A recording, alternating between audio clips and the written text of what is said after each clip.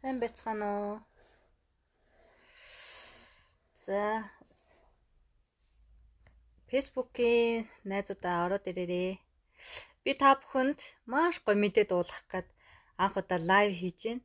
Ингээ лайв хийнэ гэдэг чинь бас хүний бас зориг шаардсан ажил юм байна. За, нэг хүн сайн байна уу? Цэцэг дээрээ сайн байна уу? За, амар мөнх сайн байна уу? Ариун заяа, баасан дог ариун заяа сайн уу? Пүүжэ сайн уу? За, ингээ танилуд маань орж ирж байна. За, ариун тонголог бат сайхан сайн уу? Ингээ та нар л wave явуулчих. За, би өнөөдөр та бүхэнд маш гоё ийм тэтгэлэг хөтөлбөрийн талаар мэдээ дуулгая. Магадгүй та нарын маань зарим нь сонссон баха амьдралын дасгалжуулагч гэд байдаг тий. За тэр амьдралын дасгалжуулагч гэдэг одоо энэ Моника Бацөх гэд энэ номын зохиолч бэрхшээл ба боломж гэд энэ номыг би уншаад эхэлж байгаа. За энэ амьдралын дасгалжуулагч маань 25 сая төгрөгийн одоо миний хүү цаана ээж лайв хийж байна. Дүг аваад гарч. Ээж нэг 5 минут за. За уучлаарай гэртээ байгаа болохоор. За тэгээд энэ 25 сая төгрөгийн 5 жилийн ийм тэтгэлэг хөтөлбөрийн 100% тэтгэлэг хөтөлбөр зарласан байна.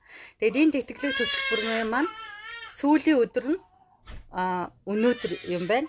Тэгээд би одоо сүүлийн 5 хоног бодож байгаад өөрөө оролцохоор шийдсэн. Тэгээд та бүгдтэй ч гэсэн бас энэ гоё мэдээг хүргэе гээд ингээд зориглоод лайв хийж байна. За энэ тэтгэлэг хөтөлбөр маань болохоор яаж ингээд хүмүүсээ сонгож шалгаруулах вэ гэхээр энэ миний бизнес гэсэн нэртэй тэтгэлэг хөтөлбөр байгаа. Тэгээд энэ миний бизнес тэтгэлэг хөтөлбөр маань 2 сар одоо энэ 9 сарын 1-ээс эхлээд 2 сарын хугацаанд эрчимтэй яг бизнесийг хэрхэн яаж эхлэх вэ? Яаж явуулах вэ? Тэгээд энэ бизнесээ бүр ингээд амжилтанд хүрэн хүртэл нь тасгалжуулдаг.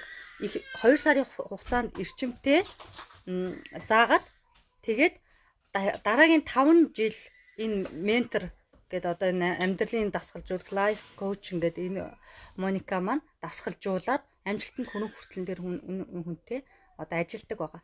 Тэгэхээр энэ бол бизнес эхлэх гэж байгаа бизнесийн санаа дотроо бодож байгаа энэ хүмүүст маань одоо маш их хэрэгтэй ийм хөтөлбөр байгаа.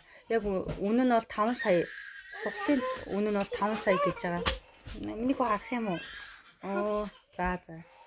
За. Уучлаарай. За миний хөө гадаад тоглолцоо заа яа. Тэгээд задвал хажуу сууч. За тэгээд миний хувьд болохоор ингээд ямар нэгэн бизнесийн санаа байхгүй. Оролцогчд маань болохоор за уучлаарай. Оролцогчд маань болохоор бүгдээрээ ямар нэгэн бизнесийн санаатай тэр санаагаа тэр санаагаа бүгдээр илэрхийлээд гоё фэйсбүүкээр лайв хийгээд тэгээд явж байгаа юм билэ. За би болохоор сүүлийн 4 жил секреттэй энэ видео биш миний хөө за. За сүүлийн 4 жил секреттэй тэгээд гэртээ сууж авах хугацаанд ойдл оролдож үзлээ. Өөрийгөө олох гэж үзлээ.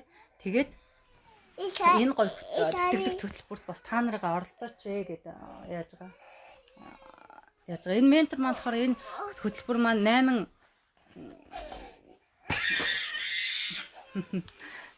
төрлийн юутай 8 модультай юм билэ. Тэгээд энэ хөтөлбөрт ингээд оролцоорой гэд та бүхнийг бас уриалж байгаамаа. Тэгээд оролцож байгаа хүмүүс маань нэг лайк шеэр хийх юм билээ. Гэтэ хамгийн сүүлийн өдөр оролцож байгаа учраас лайк шеэрийн тоо гүйцэхгүй хатаа мэдээж би төрүүлэхгүй. Гэтэ та бүхэндээ бас энэ мэдээг дуулгая гэдээ орж байгаа.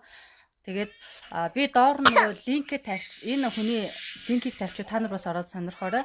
30 хоногт амьдралаа өөрчлөе гэдэг аян байгаа. Өдөр болго ингээд одоо хүмүүсийн амьдралыг өөрчилсөн гоё подкастууд хийдэг.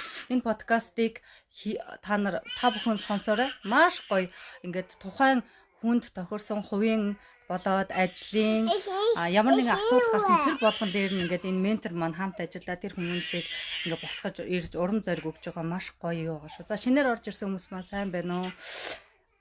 энэ 5 сая төгрөгийн тэтгэлэг хөтөлбөрийн талаар та бүхэндээ мэдээд болгож байгаа шүү. Амьдралын засгалжуулагч Моникагийн 5 сая төгрөгийн тэтгэлэг хөтөлбөрт орж ийн. Тэгээд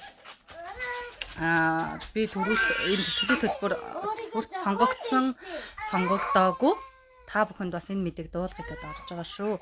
За энэ бэрхшээл ба боломж гэдэг энэ номыг одоо би уншаад эхэлсэн. Тэгээд хамгийн сүүлд цаг төлөвлөлтийн талаар одоо ганцхан 2 минут за хамгийн сүүлд цаг төлөвлөлтийн талаар ингээд уншаад үзсэн. Facebook-ээс одоо интернетээс ингээд цаг төлөвлөлт гэж юу юм бэ гэдэг талаар би ингээд үзэхээр ингээд 4 ийм хүснэгттэй тий хамгийн чухал биш яаралтай биш гэл ингээд ийм хүснэгт хардаг байсан баггүй. Тэгээ би бодохдоо хамгийн чухал хамгийн яаралтай нь хамгийн ингээд гол нь юм байна гэд би ингээд ерөнхий ойлголт авсан байсан чинь энэ бэрхшээл ба боломж гэдэг номын цаг төлөвлөлтийн талаар уншаад үзсэн чинь шал буруу ойлгож ирсэн байна гэдгийг би мэдэж авсан. Цаг төлөвлөлт гэдэг маань юу гэсэн хөр ерөөсөө ингээд шал өөр зүйл байгаа байхгүй юу. Тэгээд чухал биш яаралтай биш гэд. Тэгээд энийг болохоор эндээс буруу харцсан болохоор таард мэдэх нүггүй. Эндээс ингээд бүгдийг ингээд тайлбарлаж бичсэн. Маш гайхалтай ном билээ. Хамгийн сүүлд энийг уншаад би бүр үүнхээр өөрийгөө буруу ойлгож явж байсан байна гэдгийг ойлгосон. Тэгээд та нарт